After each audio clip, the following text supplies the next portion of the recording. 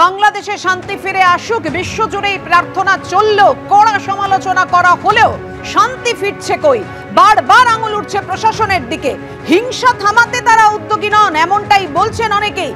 বাংলাদেশের মানুষরাও এর কড়া সমালোচনা করছেন, কারণ হিন্দুদের ওপর লাগাতার আক্রমণ হচ্ছে।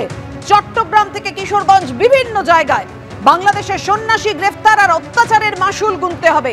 হিন্দু নিধনের জন্য অপরাধে শাস্তি পেতে হবে মোহাম্মদ ইউনূসকে। মোদী সরকারের কড়া হস্তক্ষেপ চেয়ে হুঙ্কার সর্বভারতীয় সন্ত সমিতি।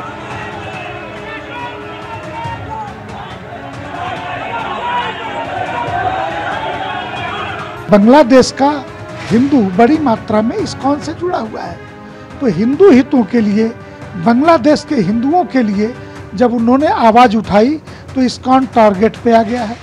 और यह टारगेट बांग्लादेश को इतना भारी पड़ने वाला है कि उन्हें अंदाज़ा नहीं है कि ये उनको भारी पड़ेगा। बांग्लादेश के इस्कॉन के संतों पर किया गया अत्याचार का एक एक हथौड़ा बांग्लादेश की सरकार पर बहुत भारी पड़ने वाला है।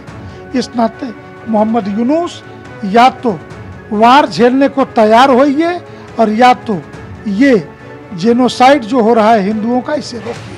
গত কয়েকদিন ধরে বাংলাদেশের গোপালগঞ্জে সংখ্যালঘু হিন্দুদের উপর অত্যাচার দেখেছেন কাছ থেকে। সেই গোপালগঞ্জের গৃহবধূ এই মুহূর্তে প্রয়োজনীয় কাজের জন্য ভারতবর্ষে এসেছেন পরিজনদেরকে রেখে, এবং অনেক উৎকণ্ঠা নিয়েছেন। কথা বলে নেব কি হয়েছে ওখানে, কি পরিস্থিতি। এই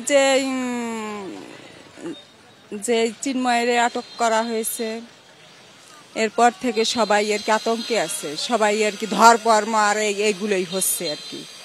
মূর্তি ভাঙচুর, তারপর রাস্তাঘাটে বেরোনো যায় না, ভয়ে থাকতে হয়, কখন কি হয়ে যায়, মহিলা মানুষ কি দিয়ে কি হয়ে যায়, এরকম আতঙ্কে আর কি আছে। হামলা হচ্ছে রাস্তায়? হ্যাঁ, হামলা হয়, মাঝে মাঝেই হামলা হয় আর কি। কাদের উপর? হিন্দুদের উপরই বেশি হচ্ছে আর কি। হ্যাঁ, লুটপাট, ভাঙচুর, ঘর বাড়ি ভাঙচুর, তারপরে সে চুরি ডাকাতি, এগুলো বেড়ে গেছে অনেকটা। ঘুমানো যায় না, পাহারা দিতে হয়, এগুলো করতে হচ্ছে। তারপরও আসছি, এখন অসুস্থ, খুবই অসুস্থ, আসতেই হবে ডাক্তারের কাছে, এই জন্য আসছি আর কি। কোথায় যাবে?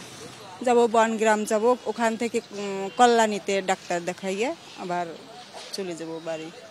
বাড়িতে কারা রয়েছে? বাড়িতে রয়েছে মা বাবা, ছেলে মেয়ে রয়েছে। তাদের জন্য চিন্তা হচ্ছে? হ্যাঁ, চিন্তা তো হচ্ছে, চিন্তা হবে না। মানে প্রশাসনের কোনো ভূমিকা নেই? প্রশাসন